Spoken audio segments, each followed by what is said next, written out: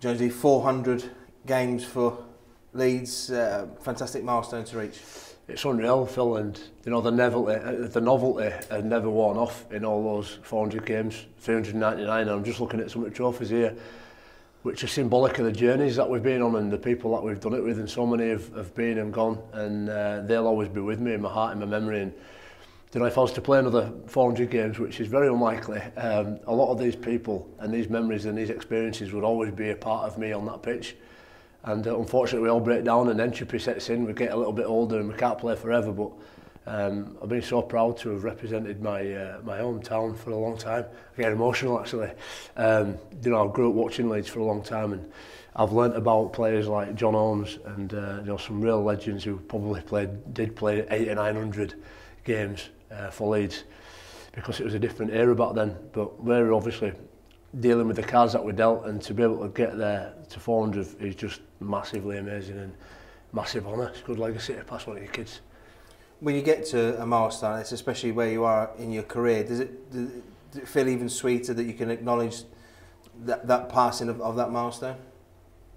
I just want, you know, when people look back at my name in 20, 30 years' time, I'll never be the most talented, the most skillful, but I'd like to think people think that I've always tried my best and been persistent, so that virtue of persistence would have pushed me through some of the injuries, some of the adversity that I've had, and got me this far. God willing, you know, it's not over yet. There's a lot of season to be played this year, and we'll see what happens in August, September, because I like putting my boots on, I like going training, I like the lads, I like meeting new people, and I like the experiences.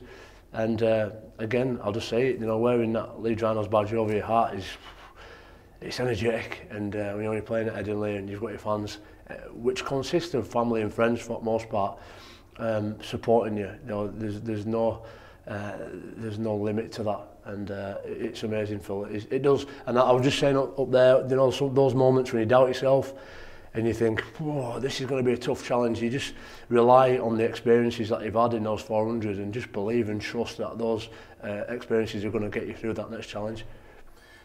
I was reading an article last week with Ben Westwood, the man who's 1 week older than you as the oldest player in the Super League, and he's talked about the new coach giving a fresh start and fresh impetus to him.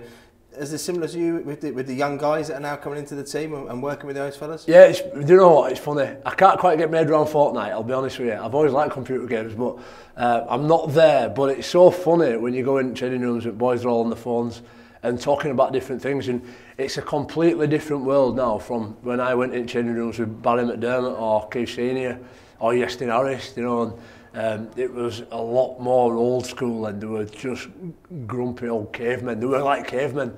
Now lads are a lot more cosmopolitan, a lot more free thinking, and I've got a broader range of identities. You know, they're not just big, strong local lads who want to knock somebody's head off. So that makes them very diverse and very interesting as well. As you know, Phil, I'm involved with a lot of things. I spin a lot of plates, and that's because I never get bored.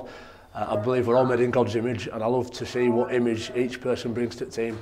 And you see that on pitch, it manifests and unfolds itself on the pitch, and it's wonderful, and that's another reason why you never want to give it up and you miss it. I know from my friends who have finished, some of them are behind me, that they miss it because you just don't have it anymore, so I'll make the very most of it while it's still here.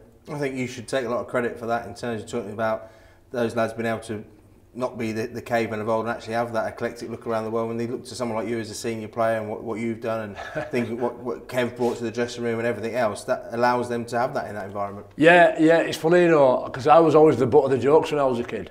And you'll know me, I'm hopeless, I forget things, and I used to turn up late and just heads in the clouds. But the lads used to forgive me because, well, I lacked sometimes in professionalism. I always made up for in effort and enthusiasm, and I think I got right behind them. Now the lads don't pick on me anymore. I think I'm grumpy old warrior in corner, and it's funny, I actually ended up in Jamie Peacock's seat when the club got flooded in end of 2016. It got rebuilt and JP had obviously left, and I ended up in his old seat. So I'm the unreasonable man, the George Bernard Shaw of the Leeds team, you know.